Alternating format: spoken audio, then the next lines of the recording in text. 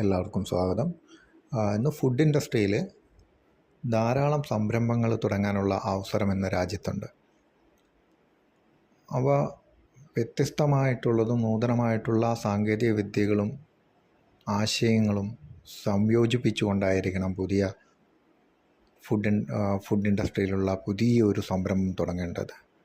പഴയ ആശയങ്ങൾ വെച്ചുകൊണ്ട് നമ്മൾ ഇന്നത്തെ കാലത്ത് മുന്നോട്ട് പോയാൽ നമ്മുടെ സംരംഭം വിജയിക്കണമെന്നില്ല. നമ്മൾ ഏതൊരു ബിസിനസ് തുടങ്ങുമ്പോഴും എന്നും പറയാറുള്ളത് പോലെ ആ ബിസിനസ്സിൻ്റെ സാധ്യതകൾ മനസ്സിലാക്കുക, അതിനെക്കുറിച്ച് പഠിക്കുക,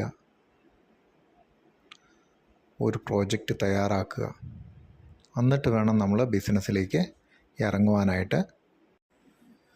ഫുഡ് ബിസിനസ്സിനകത്ത് വരുമ്പോൾ മാനുഫാക്ചറിങ് ഉണ്ട്, ഫുഡ് മാനുഫാക്ചറിങ്, ഫുഡ് പ്രോസസ്സിങ്, അതുപോലെ തന്നെ ഫുഡ് ഡിസ്ട്രിബ്യൂഷൻ. ഈ മേഖലകളിലെല്ലാം നിങ്ങൾക്ക് പുതിയ പുതിയ വ്യവസായങ്ങൾ തുടങ്ങാൻ സാധിക്കും. ചെറിയ മുതൽ മുതൽ വമ്പൻ മുതൽ മുടക്കിൽ വരെ നമുക്ക് വ്യവസായ സംരംഭങ്ങൾ സ്റ്റാർട്ട് ചെയ്യാവുന്ന ഒരു മേഖലയാണ് ഫുഡ് ഇൻഡസ്ട്രി എന്ന് പറയുന്നത്.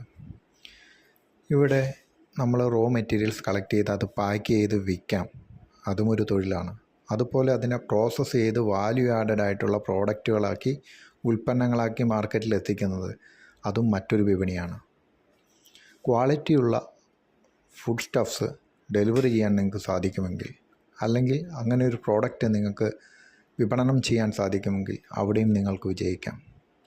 ഇന്ന് രാജ്യത്തിനാവശ്യം ഗുണമേന്മയുള്ള കൃത്യമായ സമയത്ത് വിതരണം ചെയ്യാൻ സാധിക്കുന്ന, ആളുകളുടെ സമയം ലാഭിക്കുന്ന തരത്തിലുള്ള ഫുഡ് ഐറ്റംസ് അല്ലെ ഫുഡ് പ്രോഡക്ട്സ്, അതാണ് നമ്മുടെ ഇന്നത്തെ മാർക്കറ്റിന് ഏറ്റവും അനുയോജ്യമായിട്ടുള്ളത്. ഇന്ന് ധാരാളം ഭക്ഷ്യ ഉൽപ്പന്ന വിതരണ കേന്ദ്രങ്ങൾ ധാരാളമുണ്ട്. അവയിൽ അനേകായിരം ആളുകൾ തൊഴിലും എടുക്കുന്നുണ്ട്. എന്തുകൊണ്ട് പിന്നെ നിങ്ങൾക്കും ഫുഡ് ഇൻഡസ്ട്രി തുടങ്ങിക്കൂടാ? ശരിയായി ആലോചിച്ച് ഏറ്റവും നൂതനമായ മാർക്കറ്റിൽ നിലവിലില്ലാത്ത, അല്ലെങ്കിൽ മാർക്കറ്റിൽ നവീനമായിട്ടുള്ള ഒരാശയം നിങ്ങൾ എത്തിക്കുക. ഇന്ന് ആളുകളെല്ലാം ബിസി ലൈഫാണ്. പെട്ടെന്ന് റെഡിയാകുക, പെട്ടെന്ന് ജോലിക്ക് പോവുക. അവർക്ക് കുക്കിങ്ങിനൊന്നും സമയം വളരെ കുറവാണ്. എല്ലാവരെയും അല്ല ഉദ്ദേശിക്കുന്നത്. ഇന്ന് ഈ സഞ്ചരിച്ചു കൊണ്ടിരിക്കുന്ന ഈ സമയം അങ്ങനത്തെ ഒരു ലൈഫാണുള്ളത്. സമയത്തിന് ഇവിടെ വിലയുണ്ട്. അപ്പം ഈസി ടു കുക്ക് പ്രോഡക്റ്റുകൾ അല്ലെ റെഡി ടു ഈറ്റ് പ്രോഡക്റ്റുകൾ, ഇവയൊക്കെ ഫുഡ് ഇൻഡസ്ട്രിയുടെ ഭാഗമായിട്ട് നിങ്ങൾക്ക് തുടങ്ങാൻ സാധിക്കും. ഇവയുടെ എല്ലാം പ്രധാനമെന്ന് പറയുന്നത് ക്വാളിറ്റി ആയിരിക്കണം, ഹെൽത്തി ആയിരിക്കണം. ഈ രണ്ട് കാര്യങ്ങൾ നിങ്ങൾ ഉറപ്പാക്കുകയാണെങ്കിൽ തീർച്ചയായിട്ടും നിങ്ങളുടെ ബിസിനസ്സും വിജയിക്കും. ഏതൊക്കെ തരത്തിൽ നിങ്ങൾക്ക് ഫുഡ് ഇൻഡസ്ട്രിയിൽ ബിസിനസ് ചെയ്യാം? റെസ്റ്റോറൻറ്റുകൾ, കഫേകൾ, കോഫി ഷോപ്പുകൾ, അതുപോലെ തന്നെ ഫുഡ് ഡെലിവറി.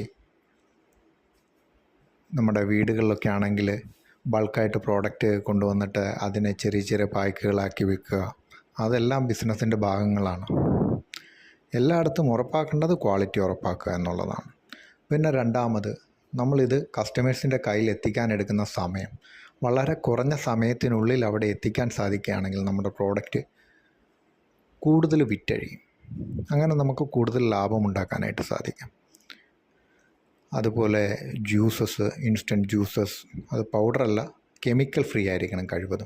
കഴിവതും കെമിക്കൽ ഫ്രീ ആയിട്ട് ഓർഗാനിക് ആയിട്ടുള്ള ഉൽപ്പന്നങ്ങൾ നിങ്ങൾ വിപണിയിൽ എത്തിക്കാൻ ശ്രമിച്ചു നോക്കിയാൽ നിങ്ങൾക്കവിടെ നല്ലൊരു വിപണി കണ്ടെത്താനായിട്ട് സാധിക്കും.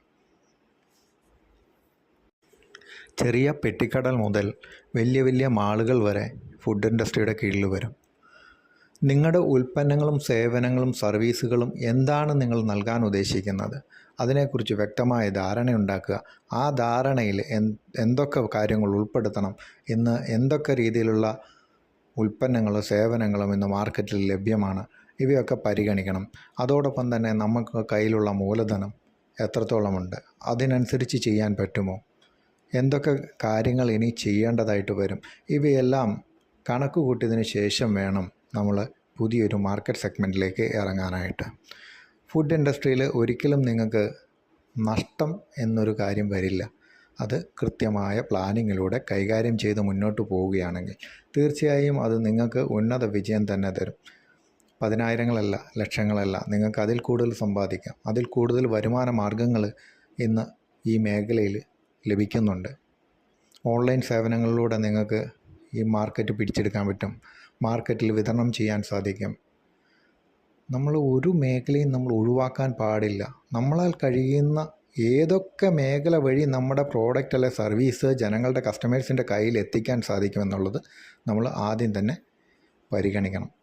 അത് പരിഗണിച്ച് അതിന് വേണ്ടിയുള്ള കാര്യങ്ങൾ നമ്മൾ ചെയ്യുമ്പോഴാണ് പൂർണ്ണമായും നമ്മുടെ ബിസിനസ് നമ്മുടെ ട്രാക്കിലായി എന്ന് പറയാൻ സാധിക്കുക. ഈ ഫുഡ് ഇൻഡസ്ട്രി മേഖലയിൽ ധാരാളം സംരംഭങ്ങൾ നമുക്ക് തുടങ്ങാൻ സാധിക്കും. അത് എണ്ണമിട്ട് പറഞ്ഞു കഴിഞ്ഞാൽ തീരത്തില്ല. അതാണ് ഞാൻ മുന്നേ പറഞ്ഞത്, ചെറിയ പെട്ടിക്കട മുതൽ വലിയ മാളുകൾ വരെ നമുക്ക് ഫുഡ് ഇൻഡസ്ട്രിയുടെ കീഴിൽ വരുന്നുണ്ട്. നമുക്ക് വീട്ടിൽ നിന്ന് ആരംഭിക്കാൻ പറ്റും. വലിയ മുതൽ മുടക്കില്ലാതെ വീട്ടിൽ നിന്ന് പോലും ഈ ഫുഡ് ഇൻഡസ്ട്രി ബിസിനസ് ആരംഭിക്കാൻ സാധിക്കും. നിങ്ങൾക്കറിയാമല്ലോ, അച്ചാർ, പിക്കിളുകൾ, അങ്ങനെ നമ്മുടെ സ്പൈസസ്, ഇതെല്ലാം മാർക്കറ്റ് നമുക്ക് വീട്ടിൽ നിന്നും ചെയ്യാൻ സാധിക്കും. പക്ഷെ അതിനെ വലുതായി വളർത്തണമെങ്കിൽ നമ്മൾ വീട്ടിൽ നിന്നും പുറത്തേക്ക് ഇറങ്ങേണ്ടി വരും. ചെറിയ മുതൽ മുടക്കിലാണെങ്കിൽ നമുക്ക് വീട്ടിൽ നിന്ന് ആരംഭിക്കാം. പിന്നീട് വിപണി കൂടുതൽ ശക്തമാകുന്നതനുസരിച്ച് നമുക്ക് മറ്റു സ്ഥലങ്ങളിലേക്ക് മാറി പോകാൻ സാധിക്കും. അനേകം സാധ്യതകളുണ്ട്. ഒരു വഴി നമ്മുടെ മുന്നിൽ തുറന്നിട്ടുണ്ടെങ്കിൽ തീർച്ചയായും ആ വഴിയെക്കുറിച്ച് നിങ്ങൾ പഠിക്കണം. അത് ചെയ്യാൻ പറ്റുന്നതാണെങ്കിൽ നിങ്ങൾ തീർച്ചയായിട്ടും ആ വഴിയിലൂടെ മുന്നോട്ട് പോകണം. അതിന് വേണ്ടിയിട്ടുള്ള കാര്യങ്ങൾ നിങ്ങൾ കൃത്യമായി ചെയ്യുകയും വേണം. ഞാൻ എൻ്റെ 2-3 സുഹൃത്തുക്കളുണ്ടായിരുന്നു. അവർ ഒരു പിക്കിൾസാണ് അവർ സ്റ്റാർട്ട് ചെയ്തത്. ആദ്യം സ്റ്റാർട്ട് ചെയ്തത് നമ്മുടെ നാരങ്ങ അച്ചാറുകൾ, മാങ്ങ അച്ചാറുകൾ, പിന്നെ മീനച്ചാർ, അങ്ങനെയുള്ള കാര്യങ്ങളിലായിരുന്നു. അപ്പം ഇത് കൂടുതലും വിറ്റഴിക്കപ്പെട്ടിരുന്നത് കേരള, തമിഴ്നാട് മാർക്കറ്റുകളിലായിരുന്നു ഇത് ഏറ്റവും അധികം പോയിക്കൊണ്ടിരുന്നത്. നോർത്ത് ഇന്ത്യക്കാർക്ക് ഇത് അത്രത്തോളം പ്രിയമായിരുന്നില്ല. കൂടുതലും മലയാളികളായിരുന്നു ഇതിൻ്റെ കസ്റ്റമേഴ്സ്. നോർത്ത് ഇന്ത്യയിലുള്ള പിക്കിൾസ് അവരുടെ ടേസ്റ്റ് മറ്റൊന്നായിരുന്നു. കുറച്ചു കാലത്തിന് ശേഷം അവർ മറ്റൊരു മേഖല വീണ്ടും അതിനെക്കുറിച്ച് ചർച്ച സജീവമായി. അങ്ങനെ അതിൻ്റെ ഫലമായി, ആ ചർച്ചയുടെ അനന്തരഫലമായിട്ട് രൂപം കൊണ്ടു നോർത്ത് ഇന്ത്യയിൽ ഉണ്ടാക്കുന്ന തരത്തിലുള്ള പിക്കിളുകൾ മാർക്കറ്റിൽ ഇറക്കാൻ തുടങ്ങി. അപ്പം കേരള, തമിഴ്നാട് മേഖലയിലുള്ള സൗത്ത് ഇന്ത്യൻ പിക്കിൾസും ഉണ്ടാവും, നോർത്ത് ഇന്ത്യൻ പിക്കിൾസും ഉണ്ടാവും. ഒരേ ബ്രാൻഡിങ്ങിൽ ചെയ്തു തുടങ്ങി. ഇപ്പം അവരുടെ വരുമാനം എന്ന് പറയുന്നത് എത്ര 10 മടങ്ങായി വർദ്ധിച്ചെന്ന് നിങ്ങൾക്കറിയാമോ? ഓൾ ഓവർ ഇന്ത്യയിൽ ഇപ്പോൾ അവർക്ക് സെയിലുണ്ട്. കാരണം കസ്റ്റമേഴ്സ് എന്താണ് ആവശ്യം അതറിഞ്ഞു വേണം നമ്മൾ പ്രോഡക്റ്റുകൾ മാർക്കറ്റിൽ എത്തിക്കാനായിട്ട്. നമ്മളൊരു പ്രോഡക്റ്റ് ഉണ്ടാക്കി ഇത് നിങ്ങൾ കഴിച്ചേ മതിയാവൂ എന്നും പറഞ്ഞ് ഇറക്കിയിട്ടില്ല. കസ്റ്റമേഴ്സിൻ്റെ ഒരു ആവശ്യകത കൂടെ മനസ്സിലാക്കുക. അതിനനുസരിച്ച് വേണം നമ്മൾ പ്രോഡക്റ്റുകൾ, ഫുഡ് പ്രോഡക്റ്റുകൾ ലഭ്യമാക്കാനായിട്ട്. അതുപോലെ പഴമയിൽ, അതായത് പുരാതനമായിട്ട് ഉപയോഗിച്ചിരുന്ന കുറേ പ്രോഡക്റ്റുകളുണ്ടാവും, മില്ലറ്റ്സൊക്കെ ഉണ്ടാവും. അവയൊക്കെ ഇപ്പം കിട്ടാത്തതാണ്. അതിൻ്റെയൊക്കെ സംഘടിപ്പിച്ച് അതിനെയൊക്കെ വിപണിയിൽ എത്തിക്കുകയാണെങ്കിൽ അതിപ്പം കൂടുതൽ ആൾക്കാർ അതൊക്കെ വാങ്ങിക്കാൻ തയ്യാറായിട്ടുണ്ട്.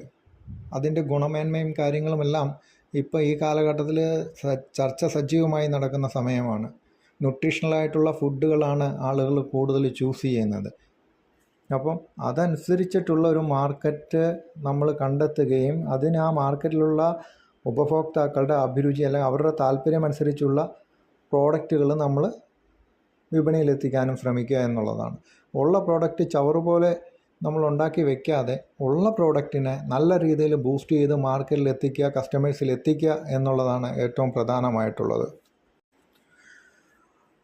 ഫുഡ് ഇൻഡസ്ട്രിയിൽ തന്നെ നമുക്ക് പറഞ്ഞ പോലെ മില്ലറ്റ്സുകൾ വിപണിയിലെത്തിക്കുക, സ്പൈസസ്, അതുപോലെ തന്നെ പിക്കിൾസ്, പിന്നെ വാല്യൂ ആഡഡ് പ്രോഡക്റ്റുകൾ, സ്ക്വാഷസ്, എക്സ്ട്രാക്റ്റുകൾ,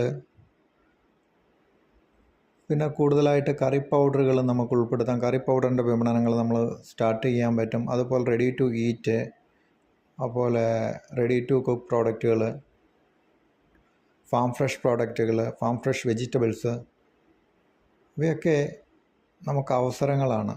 ഈ അവസരങ്ങളൊക്കെ നമ്മൾ ഉപയോഗിക്കുക. ഒരു കാര്യം ഉറപ്പാക്കേണ്ടത് എപ്പോഴും ക്വാളിറ്റി ഉറപ്പാക്കിയിരിക്കണം. കഴിവതും കെമിക്കൽ ഫ്രീ ആയിട്ടുള്ള ഫുഡുകൾ സപ്ലൈ ചെയ്യാനായിട്ട് സാധിക്കുക. നമ്മുടെ ഫുഡിനോടൊപ്പം തന്നെ ഹെൽത്തി അല്ലാത്ത അൺഹെൽത്തി മായങ്ങൾ, അൺഹെൽത്തി ആയിട്ടുള്ള കെമിക്കലുകളൊക്കെ ചേർത്ത് കൊടുത്തു കഴിഞ്ഞാൽ നമ്മൾ ആഹാരം കഴിക്കാൻ കൊടുക്കും, അതോടൊപ്പം വിഷം കൊടുക്കുന്നത് പോലെ ആയിപ്പോവും. കഴിവതും അത് ഒഴിവാക്കി നല്ല രീതിയിലുള്ള നല്ല ആഹാരങ്ങൾ സപ്ലൈ ചെയ്യാൻ, ആഹാരമോ അല്ലെങ്കിൽ അതുമായി ബന്ധപ്പെട്ടിട്ടുള്ള ഉൽപ്പന്നങ്ങളോ സപ്ലൈ ചെയ്യാനായിട്ട് ശ്രമിക്കുക. പിന്നെ മറ്റൊരു മേഖല അതിനകത്ത് തന്നെ വരുന്നതാണ് ന്യൂട്രീഷണൽ ഫുഡ്സ് ഐറ്റംസ്. ഇന്ന് ധാരാളം ആളുകൾ ചൂസ് ചെയ്യുന്നതാണ് ന്യൂട്രീഷണൽ ഫുഡ് ഐറ്റംസ്.